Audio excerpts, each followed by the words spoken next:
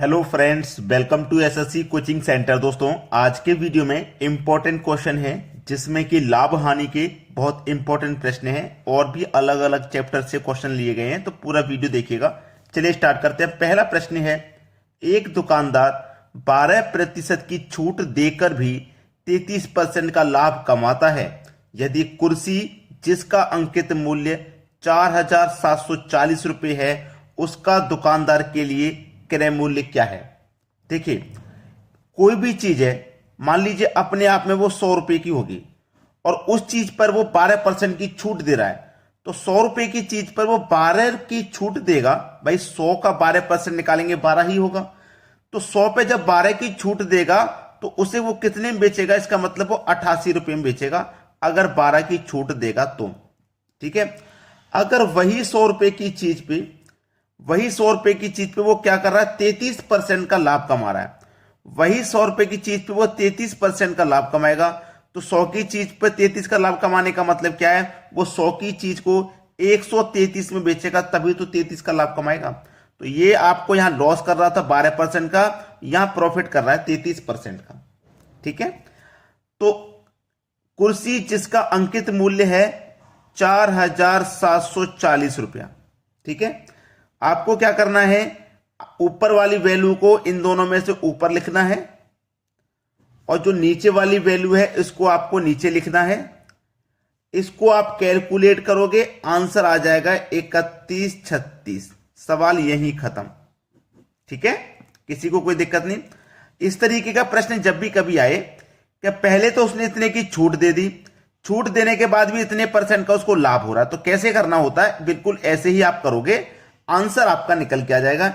यहां पे हमारा पहला ऑप्शन बिल्कुल सही जवाब है। ठीक है। चलिए अब देखते हैं अगला सवाल। अगला प्रश्न है, एक दुकानदार ने नई वस्तु की कीमत 1280 रुपए अंकित की। ठीक है। यदि 10% छूट देने के बाद भी उसे क्रय मूल्य पर 20% का लाभ होता है, तो वस्तु का क्रय मूल्य ज्ञात करें। देखो, कोई भी चीज 100 रुपए की होगी, अब वो 100 रुपए की चीज पे क्या कर रहा है? पहले 10% की छूट दे रहा है, तो इसका मतलब वो 90 में बेच रहा है। और वही 100 रुपए की चीज पर वो बाद में क्या कर रहा है? 20% का लाभ कमा रहा है। तो 100 की चीज को 120 में बेचेगा, तभी तो 20% का लाभ कमाएगा। तो कितने की कीमत थी? 1280 रुपए। मैंने आपको क्या बताया? ऊपर वाली वैल्यू ऊपर रख दो, ये नीचे वाली नीचे रख दो, सवाल यही खत्म। कट जाओगे, आंसर आ जाएगा। 30 से कटा दो 3 बार में, 30 से कटा दो 4 बार में, 4 से इसको कटा देंगे, 4 त्रिका 12, 4 दूनी 8 और 1 0। 320 का मल्टीप्लाई आप कर दो 3 से, ये हो जाएगा 960। सवाल यही खत्म। 960 जो कि हमारे बी ऑप्शन में दिया गया है, पिछले प्रश्न के जैसा है, बिल्कुल कोई दिक्कत नहीं है। अब देखते हैं अगला सवाल। अगला प्रश्न है, जब बल्लू जूतों के विक्रय मूल्य में कमी करके उसे 360 से 345 कर देता है। कितना? 360 से 345 कर देता है, तो उसे 4% ज्यादा हानि होती है। जूतों का क्रय मूल्य ज्ञात कीजिए। देखिए, जब बल्लू जूतों के मूल्य में क्या करता है? 360 से 345 कर देता है, तो देखो रुपए में कितने का नुकसान हो रहा है? 15 रुपए का हो रहा है कि नहीं? 360 से 345 कर दिया तो 15 का नुकसान है। जब 15 का नुकसान होता है तो यहां क्या होता है? 4% ज्यादा हानि होती है। यानी कि जब रुपए में हानि हो रही थी 15 का, तो परसेंट में हानि होती है 4% की। यानी कि 4% बराबर 15 रुपए के हैं। जब 4% 15 रुपए के हैं, पूछा है क्रय मूल्य। क्रय मूल्य अपने आप में क्या होता है? आप जानते हैं 100% होता है।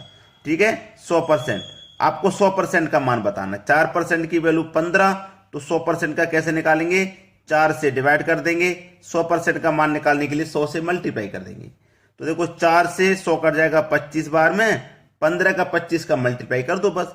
15 पंजे 75 का 5 कैरी का 7, 15 दुने का 30 कैरी का 7 37 हो जाएगा। यानी कि 375, जो कि हमारे बी ऑप्शन में दिया गया है। यह हो जाएगा प्रश्न का बिल्कुल सही जवाब। अब देखते हैं अगला प्रश्न। अगला सवाल है, एक वस्तु को 15% के लाभ पर 920 में बेचा गया। 20% के लाभ पर वस्तु का विक्रय मूल्य ज्ञात कीजिए। देखिए, 15% के लाभ पर 920 में बेचा गया। कोई भी चीज अपने आप में 100% की होती है, यह बात आप अच्छे से जानते होंगे।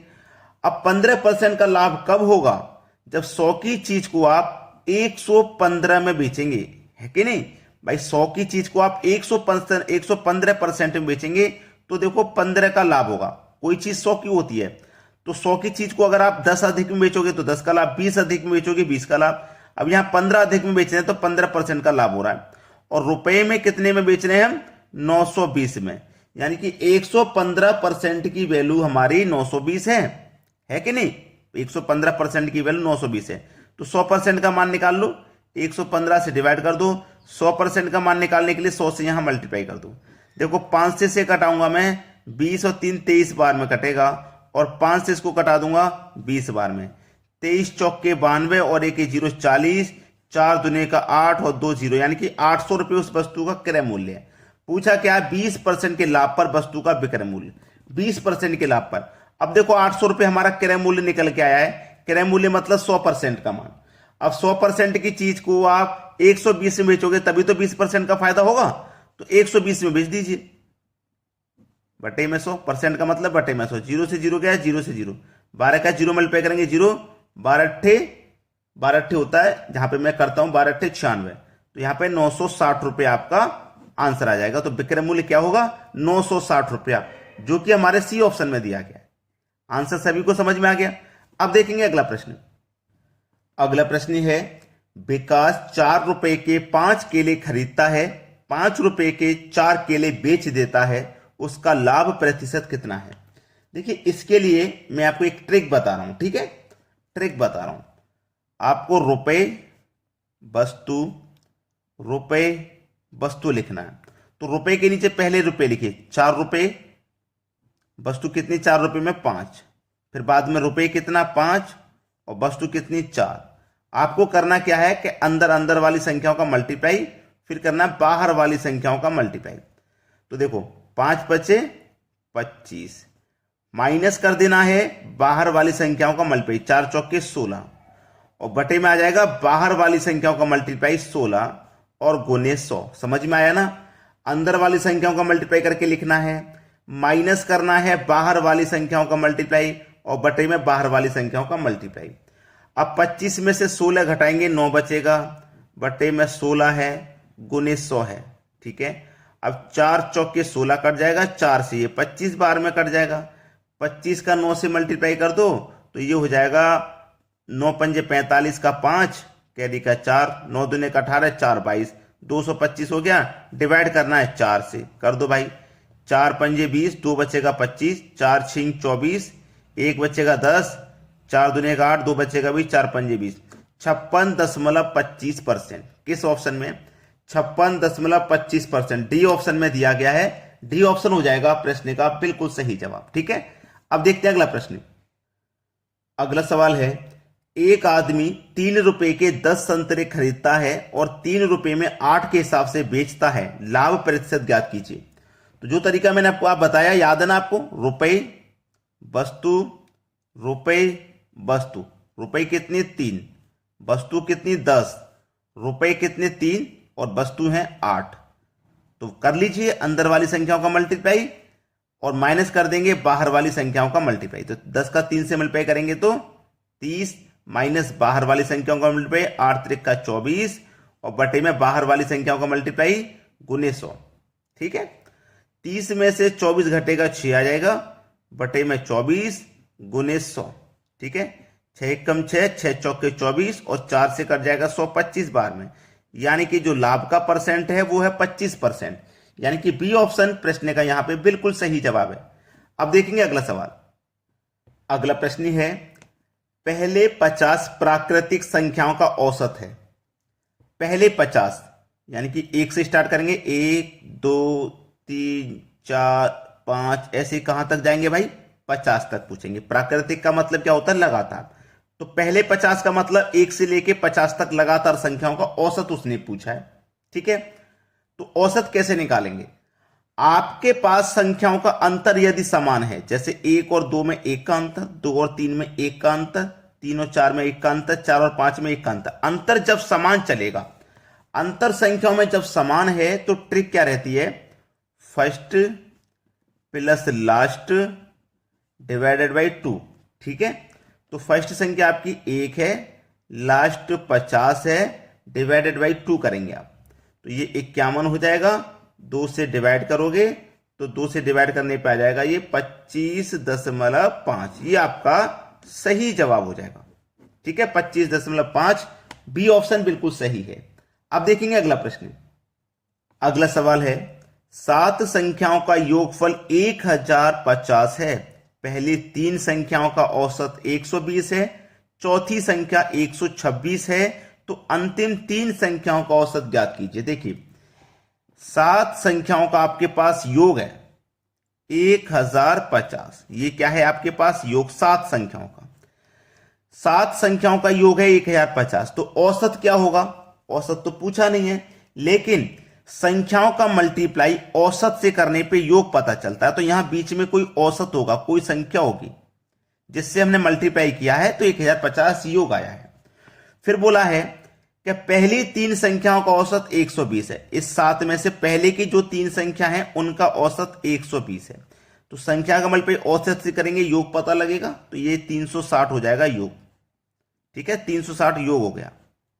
फिर बोला है चौथी संख्या 126 है, तो यहां पे चौथी संख्या यानी कि एक संख्या ऐसी है चौथी, उसका जो योग है वो 126 है। ठीक है, 126। तो अंतिम 3 संख्याओं का औसत ज्ञात कीजिए। अंत की 3 संख्याओं का, इनका औसत हमें पता करना है, क्या होगा? देखिएगा, टोटल संख्या 7 थी, जिसमें से 3 ये और 1 ये कितनी संख्या हो गई? 4। इन 4 संख्याओं का योग कितना है? 360 और 120 को जोड़ लीजिए, यह आ जाएगा 6, 8, 4, 486 है 4 संख्याओं का योग। तो मैं 7 संख्या के योग में से ये 4 संख्याओं का योग माइनस कर दूंगा, तो 3 संख्या का ही योग बचेगा। देख लीजिए, 1050 में से 486 को माइनस कर देता हूं, 0 में से 6 नहीं जाएगा, 10 में से 6 जाएगा तो 4 कैरी ले लिया हमने इधर से, 5 में से 8 नहीं जाएगा, इधर से कैरी ले लिया तो 15 हो गया। तो यहां 4 था, इधर से 4 में से 8 जाएगा, 14 में से 8 जाएगा तो बचेगा हमारा, 14 में से 8 जाएगा, 14 में से 8 जाएगा तो 6 बचेगा। ठीक है, 6 बचेगा। हाँ, इधर क्या बचा? 9, और 9 में से जाएगा 4 तो बचेगा 5, यानी कि 1050 में से 486 घटा दिया तो 564 बचा। यानी कि जो 3 संख्या है ना उनका योग 564 है, लेकिन हमसे उनका औसत पूछा है। तो औसत कैसे निकालते हैं? संख्या से योग में डिवाइड दे दो, औसत पता लग जाएगा। ठीक है, डिवाइड दे दो, तो 3 1 कम 3, 2 बचेगा 26, 3 अट्ठे 24, 2 बचेगा 24, 3 अट्ठे 24, 188। औसत क्या है? 188। यानी कि 3 का मल्टीप्लाई आप 188 से करोगे तो 564 मिलेगा, और 3 से डिवाइड अगर योग में करोगे तो 188 मिलेगा। ठीक है, ये आपका सवाल का आंसर हो गया, सी ऑप्शन। अब देखते हैं अगला प्रश्न। अगला प्रश्न है 7 के प्रथम 20 गुणजों का औसत ज्ञात कीजिए। 7 के प्रथम 20 गुणज, देखो 7 का पहला गुणज 7 एकम 7, दूसरा गुणज क्या हो जाएगा? 7 दूने का 14, तीसरा गुणज क्या हो जाएगा? 21, चौथा गुणज क्या हो जाएगा? 28। ऐसे ही आपको कहां तक पहुंचना है? 7 का 20वां गुणज क्या होता है? 140। ठीक है, तो मैंने आपको बताया था अभी कि संख्या देखो लगातार चल रही हो और उनके बीच का अंतर समान हो। जैसे यहां पे 7 का अंतर, यहां पे भी अंतर 7 का, यहां पे भी अंतर 7 का, यानी कि 7 7 का अंतर चल रहा है। तो ट्रिक हमारी क्या लगेगी? ट्रिक हमने बताई थी first plus last divided by 2। First 7, ठीक है, फर्स्ट 7, लास्ट 140 डिवाइडेड बाई 2, तो ये हो जाएगा आपका 147। 2 से डिवाइड कर दो, 2 सत्ते 14, 2 त्रिका 6, 1 बचेगा 10, 2 पंजे 10, 73.5 हो जाएगा, जो कि हमारे सी ऑप्शन में। ठीक है, चलिए अब देखते हैं अगला प्रश्न। अगला प्रश्न है 8 के प्रथम 20 गुणजों का औसत ज्ञात कीजिए। तो पिछला क्वेश्चन जैसे किया है बिल्कुल वैसा ही ये करना है।